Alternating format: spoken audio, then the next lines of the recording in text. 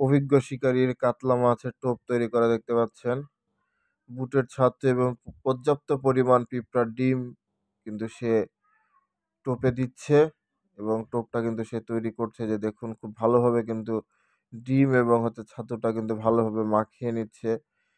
প্রচুর পরিমাণে পিঁপড়ার ডিম, কারণ কাতলা মাছ ধরার জন্য আসলে সবথেকে বেশি প্রয়োজন হয়, সেটা আমি যতটুকু জানি সেটা হচ্ছে পিঁপড়ার ডিম। কারণ পিঁপড়ার ডিমটা যদি ভালো হয় এবং পিঁপড়ার ডিমটা যদি প্রচুর পরিমাণে দেয়া যায়, তাহলে কিন্তু কাতলা মাছটা কিন্তু আরো বেশি ভালো ধরা যায়, যেটা আমি যতটুকু আসলে জানি।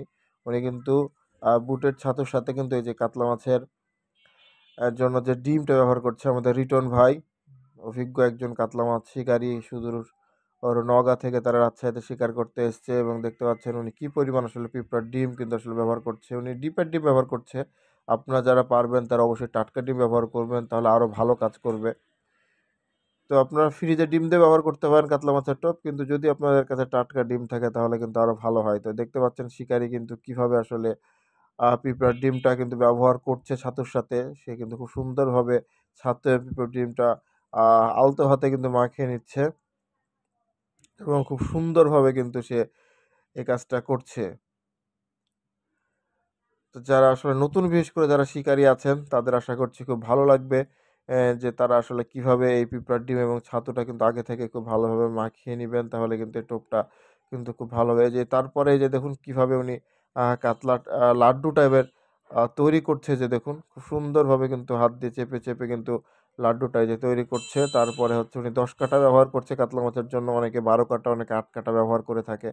তো আমার কাছে মনে হয় ১০ কাঠাটাই বেটার। তারপরে যে কিভাবে আসলে কাতলা মাছের লাড্ডুর টোপটা বড়শিতে গাঁথতে হয় সেটা আপনাদেরকে দেখানো হচ্ছে। কাতলা মাছের লাড্ডুর টোপ আপনারা কিভাবে তৈরি করবেন সেটাই আসলে আপনাদেরকে দেখানো হচ্ছে। আমাদের রিটন ভাই সেটাই কিন্তু আপনাদেরকে দেখাচ্ছে। বড়শিতে কিন্তু সে খুব সুন্দরভাবে কিন্তু গাচ্ছে। কিন্তু আসলে যারা নতুন আছেন তারা কিন্তু একটু সাবধানতার সাথে করবেন কথা, কারণ হাতে হয়তোবা বড়শি বা কাঁটা যেটা বলে থাকেন না কেন, সেটা কিন্তু লেগে যেতে পারে। তো সেই কারণে কিন্তু অবশ্যই আপনারা কিন্তু নিজে সাবধানতার সাথে কিন্তু আসলে বড়শিটা গাঁথবেন, নতুন অবস্থায় যারা গাঁথবেন। আর যাদের আসলে অভিজ্ঞতা হয়ে গেছে তাদের কাছে আসলে কিছুই মনে হবে না।